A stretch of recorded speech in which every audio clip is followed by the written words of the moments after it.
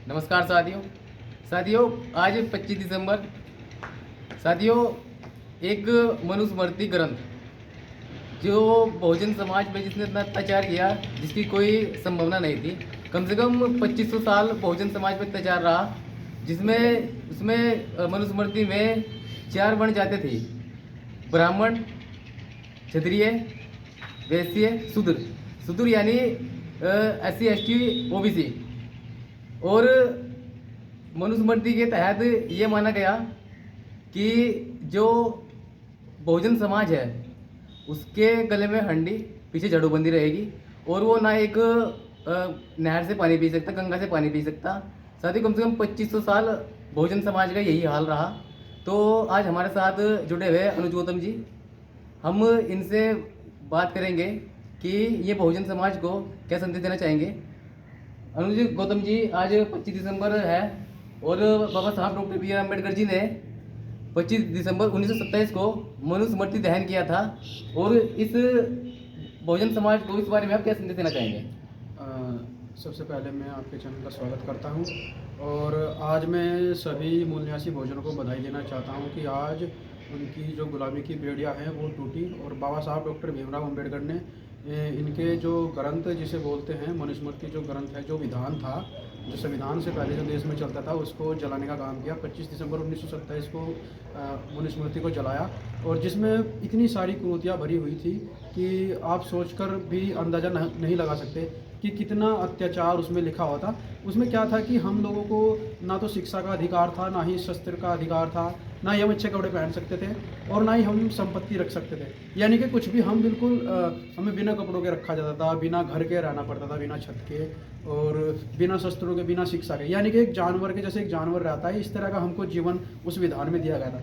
लेकिन अच्छाई पर बुराई की जीत हुई और इस विधान को बाबा साहब डॉक्टर भीमराव अम्बेडकर और उनके सहयोगी साथियों के द्वारा इसको ख़त्म किया गया और देश में फिर नया कानून लागू किया गया, जिसमें आज हम मतलब एक व्यक्ति अपनी इच्छा से वो पढ़ भी सकता है, वो शस्त्रों का भी ग्रहण कर सकता है, चलाना सीख सकता है, वो अच्छा घर भी बना सकता है और अच्छी संपत्ति भी अर्जित कर सकता है, यानी कि धन का भी संचय कर सकता है, जो पहले नहीं था। तो मानव जीवन की ज़रूरत है ये, और जो इस विधान को ख़त्म करके जो ज़रूरतें पूरी हुई हैं और संविधान से फिर ये सारी चीज़ें हमें संविधान में दी गई, जिससे आज हम मतलब अच्छा खुशहाल जीवन जी सकते हैं। साथियों, अनुज गौतम जी, संविधान के तहत बहुजन समाज को जीने का अधिकार मिला और कहीं ना कहीं आज भी हमारा बहुजन समाज कहीं ना कहीं संजाल में आज भी जुड़ा हुआ है। कहीं हमारा बहुजन समाज पढ़ लिख कर भी कहीं ना कहीं अपने लोगों के लिए काम नहीं कर रहा।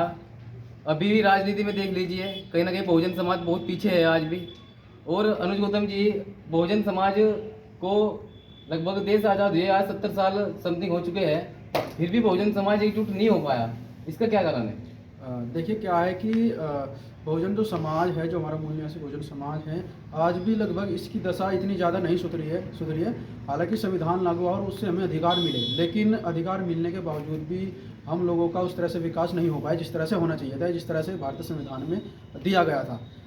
ये क्या है कि आज का जो शासक, जो जातियाँ हैं, जो देश में राज कर रही है, वो क्योंकि उन्होंने ही पहले देश में राज किया है और उन्होंने ही हमें मनुस्मृति का जो विधान जो लागू था उसके तहत मतलब वो आज भी अपने मनुस्मृति के विधान को लागू करना चाहते हैं और उसके हिसाब से काम कर रहे हैं।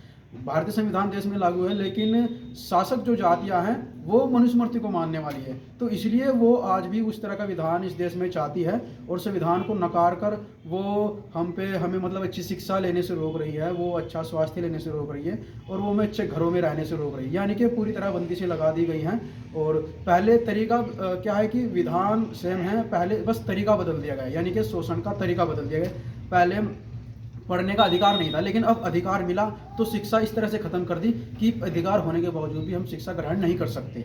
मतलब संपत्ति का अधिकार तो है, लेकिन संपत्ति हम ग्रहण नहीं कर सकते क्योंकि आज के समय में रोजगार नहीं है। यानी कि रोजगार बिल्कुल खत्म कर दे, रोजगार नहीं होगा तो संपत्ति कैसे ग्रहण करेगा।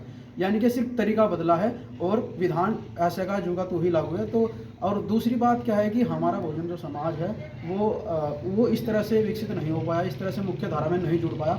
आज भी लोग थोड़े से लालच के चक्कर में और थोड़े से थोड़ी सी इच्छा के, थोड़े से पैसे के चक्कर में वो अपना ज़मीर बेच देते हैं, या वो अपने मतलब अपना जो हमें अधिकार मिला है, जिससे हम शासक बन सकते हैं, जिससे हमें सारे अधिकार मिल सकते हैं, उसको वो बहुत आसानी से बेच देते हैं। यानी कि आज के समय में एक आम आदमी को उसकी वोट की जो वैल्यू है उसका पता नहीं है। यानी कि वोट की वैल्यू जिस दिन हम लोगों को पता लग जाएगी तो हम लोगों का विकास अपने आप होगा, जैसे भारतीय संविधान में दिया गया है। जब तक वोट का अधिकार के बारे में हमको नहीं पता लगा है, क्योंकि आज के समय में हमारे लोगों ने वोट को सिर्फ नमक मिर्च समझ लिया है। यानी कि किसी का भी खा लिया और किसी को भी दे दिया, जैसे मांगने आ जाते हैं किसी को भी दे देते हैं, मतलब वो सोच समझ कर नहीं देते। तो वोट की वैल्यू बहुत कम कर दी है। लेकिन वोट जो है ये अमूल्य है, इसका कोई मोल नहीं है, और ये हमारा मताधिकार है, मतलब हमारा मत है और हमारा मत का अधिकार है। मतलब ये दान करने के लिए नहीं, हम जैसे बोलते हैं कि मतदान, ये दान वोट जो है दान करने का मामला नहीं है कि मतदान कर दिया जाए, इसको दान कर दिया जाए, ये अधिकार है वोट। तो इसको, इस अधिकार का हमें अच्छे से उपयोग करना चाहिए। अगर इसका उपयोग हम अच्छे से करेंगे तो तभी जाकर जो सोचते हैं कि इस तरह से होना चाहिए या अच्छी चीज़ें हमको मिलनी चाहिए, तभी वो हम ग्रहण कर सकते हैं। सर अनुज जी, सर एक बात और बताइए सर, संविधान से पहले नारी शक्ति बहुत कमज़ोर थी, क्योंकि पढ़ने का अधिकार नहीं था। लगभग 1800 कुछ में जो ज्योतिबा फुले ने प्रतिमा से ने कहीं ना कहीं सहारा दिया, अपनी ज़मीन दी, और सावित्रीबाई फुले ने प्रथम स्कूल खोला और नारी को पढ़ने का अधिकार मिला। और संविधान से पहले तो नारी को कपड़े पहनने का भी अधिकार नहीं था। तो कहीं ना कहीं आज भी बहुजन समाज में जो नारी शक्ति है कहीं ना कहीं बहुत अलग दिशा में जा रही है, क्योंकि हिंदू कोड बिल लड़कियों को पढ़ने का अधिकार देता है, कपड़े पहनने का अधिकार देता है, और जो एक आवाज़ उठाने का अधिकार है। अगर आज कोई एक लड़की को कोई कुछ बोल दे तो संविधान उसको पूरा अधिकार देता है कि उसके ऊपर पूरी शिकायत हो, वो मुकदमा दर्ज कराए। तो कहीं ना कहीं आप नारी शक्ति के लिए क्या क्या कहना चाहोगे, क्या देखिए, सबसे ज़्यादा अगर प्रताड़ना का जो विषय था, या सबसे ज़्यादा अगर मनुस्मृति के तहत किसी को प्रताड़ित किया गया, तो अब भारत की जो नारी है, जो हमारे मुन्नेसी भोजन समाज की जो नारी हैं, उनको उसमें बहुत ज़्यादा प्रताड़ित किया गया। यानी कि क्या है कि उनको देवदासी बना दिया जाता था, और मतलब उनको अपने फ़ायदे के लिए वो लोग इस्तेमाल करते थे, हमारी बहन बेटियों को जिस समय में होती थी। तो उनको मनुस्मृति के जनने के बाद सबसे ज़्यादा अधिकार और सबसे ज़्यादा आज़ादी हमारी बहन बेटियों को मिली, यानी कि मुन्नेसी भोजन समाज के लोगों को मिली। और इसके ख़त्म होते ही भारतीय संविधान ने नारी को हिंदू कोड बिल के तहत मतलब उनको बराबरी का अधिकार दिया, जहाँ से कहते हैं कि औरत को पहले जो उनके विधान में कहते हैं कि औरत को पैर की जूती समझाता है, लेकिन नहीं, वो औरत आज के समय में सिर का ताज है। और आज वो मतलब वो औरत आज चांद तक पहुँच गई है। यानी कि औरत आज फाइटर पायलट भी बन गई है। देश की पहली मुस्लिम महिला अभी सानिया मिर्जा फाइटर पायलट बनी है, देश की पहली। तो औरत आज आसमान छू रही है, और मर्दों से यानी कि आदमी से आगे आकर और इस देश का नाम रोशन कर रही है। बहुत सारी महिलाएं हैं हमारे देश में, और जिनको बच्चा जानते हैं, जिन्होंने देश का नाम रोशन किया है। तो हमारे मतलब इंदिरा गांधी महिला है, हमारे देश की प्रधानमंत्री रही। मायावती जी है जो उत्तर प्रदेश की मुख्यमंत्री रही। और बहुत सारी महिलाएं ऐसी हैं जिन्होंने खेल में गोल्ड मेडल हमारे देश के लिए लाए हैं। पीवी सिंधु है, और बहुत सारी ऐसी इस तरह की, वंदना कटारिया है जिन्होंने भी 3 गोल किए। तो अनगिनत नाम हैं जो हम गिना चाहेंगे जिनसे इनको अधिकार मिले, और आज आसमान छूने का वो काम कर रही है। अनुज गौतम जी, संविधान के तहत कहीं ना कहीं बहुजन समाज पर अत्याचार फिर भी बढ़ रहा है। कहीं एक छोटे से बच्चे को अगर मटकी से पानी पिया टीचर की, उसको इतनी पिटाई की वो मार दिया गया। कहीं घोड़ी चढ़ने पर इतनी पिटाई कर दी कि उसको उस लड़के को मार दिया। कहीं दूल्हा घोड़ी बारात नहीं निकाल सकता, कहीं बच्चा पानी नहीं पी सकता, कहीं एक टीचर महिला स्कूल में पढ़ा नहीं सकती, कहीं एक जो दलित समाज से महिला है अगर वो खाना पका रही है तो टीचर बच्चे वहाँ खाना नहीं खा रहे। कहीं ना कहीं आज भी बहुजन समाज में इतना अत्याचार हो रहा है कि उसको रोकने के लिए अब सरकार तो कुछ कर नहीं रही, क्योंकि आरएसएस की सरकार है। और कहीं ना कहीं बहुजनों को एक साथ इकट्ठा होना होगा और अपनी सरकार एक जगह की बनानी होगी, एक साथ सबको एक साथ होना होगा। तो ये पूरा जो बहुजन समाज है इनको एक साथ लाने के लिए आप थोड़ा सा अपना कुछ देखिए, आपने जितनी भी बातें कही कि आज के समय में पानी पीने के नाम पे मारा जा रहा है, और घोड़ी चढ़ने के नाम पे मारा जा रहा है, शिक्षा के नाम पर मारा जा रहा है, तो ये सारी चीज़ें कहाँ थी? पानी पीने का अधिकार कहाँ नहीं था? मनुस्मृति में नहीं था। घोड़ी चढ़ने का अधिकार मनुस्मृति में नहीं था। शिक्षा लेने का अधिकार मनुस्मृति में नहीं था। यानी कि जो उनका विधान है और वही लोग मतलब आज देश में राज करें, तो वो तो अपने विधान पर काम करें, वो आज भी मनुस्मृति पर काम करें।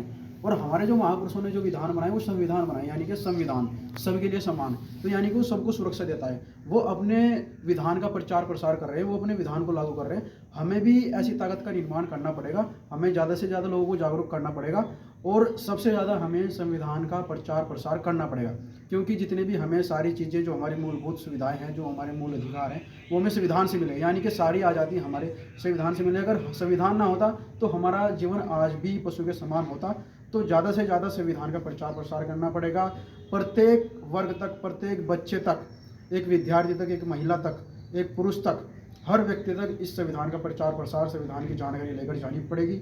और जब तक संविधान की जानकारी हम लोगों को नहीं देंगे और लोगों को संविधान के बारे में नहीं बताएंगे तो तब तक ऐसा ही रहेगा, क्योंकि संविधान की जानकारी होगी तो लोगों को अपने अधिकार पता चलेंगे और लोगों को अगर अब जुल्म हो रहा है तो वो फिर जुल्म के खिलाफ आवाज़ करेगा। क्योंकि अगर मुझे मेरे अधिकार पता है और कोई मेरे अधिकार छीनने की कोशिश करेगा तो मैं अब उस जुल्म के खिलाफ आवाज़ उठाऊंगा। तो प्रत्येक वर्ग तक ये संविधान की जानकारी बहुत जरूरी है, तभी हम इस देश में अच्छा निर्माण कर सकते हैं और जो ये शासक जातियाँ हैं इनको हटा सकते हैं और अपना जो है समाज और अपनी शासन व्यवस्था ला सकते हैं। शासन व्यवस्था तभी आएगी जब हमारे लोगों को सही जानकारी होगी, यानी कि दोस्त कौन है अपना और दुश्मन कौन है। दोस्त और दुश्मन की पहचान जिस दिन हो जाएगी हम सब लोग एक नई ताकत का निर्माण कर पाएंगे। Thank you sir.